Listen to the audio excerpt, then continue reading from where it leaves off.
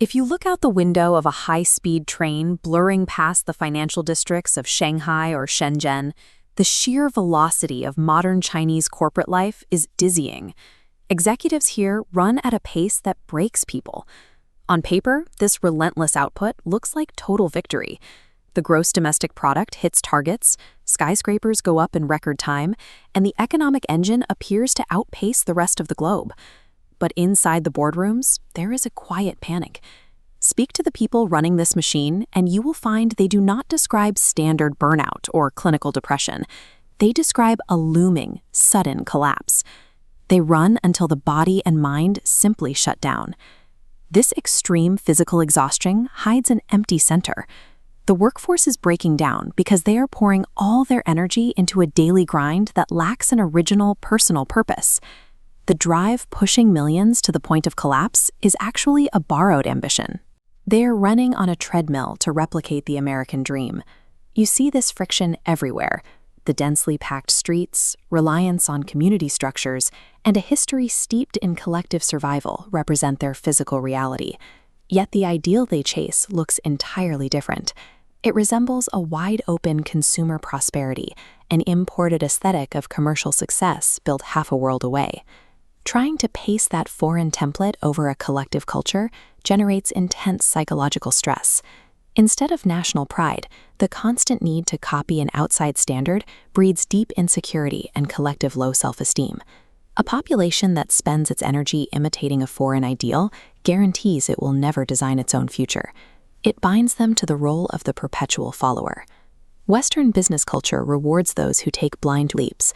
In contrast, the Chinese cultural psyche heavily favors the absolute safety of standing back and watching. They prefer the role of the spectator.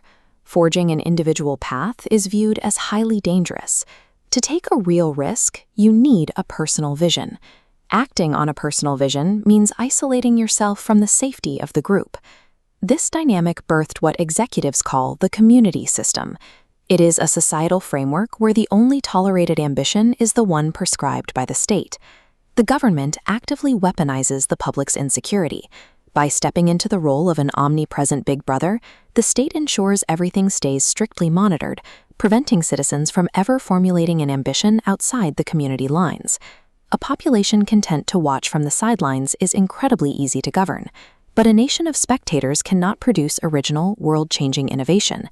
This makes figures like Jack Ma an ideological anomaly. Ma built his success through a loud, highly individualized ambition that looked distinctly American. His rise as a self-made tech tycoon required breaking away from collective consensus. The larger his profile grew, the further he distanced himself from the prescribed community system. The state recognized this vision as a direct threat. In response, they moved aggressively. Ma was intimidated, stripped of public platforms, and totally suppressed. The disappearance of their most prominent businessmen sent a freezing current through the entire entrepreneurial class. Founders who shared his appetite for risk immediately quieted down and scaled back their ambitions. Dismantling their most successful innovator delivered a brutal psychological warning. The state made it clear, no amount of wealth will protect you if you step out of the spectator role. Returning to the corporate executive, the reality becomes stark. The system's absolute demand for control has successfully neutered the very concept of individual vision across the workforce. Real innovation demands a willingness to fail spectacularly. When a culture punishes risk-taking, it destroys the raw material required for true invention. This graph maps individual risk-taking alongside technological leaps. Mathematically, where risk tolerance rises, innovation curves upward exponentially. But the community system imposes a heavy ceiling. By enforcing collective safety, it clamps down on the risk metric, causing technological growth to flatline entirely. The state achieves perfect stability. The cost of that stability is the death of original invention. These internal psychological boundaries ripple outward. They dictate how the nation operates on the global stage. Despite the cultural friction, there remains a deep admiration for Western risk-taking.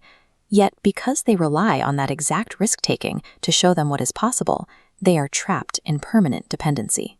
Operating strictly as a spectator state means the heavy lifting of mapping out the future falls to someone else. They look across the ocean, waiting for American innovators to sketch the blueprint. The economic machine will keep running, and the workforce will keep sprinting. But China will not take the next evolutionary step forward unless America takes it first.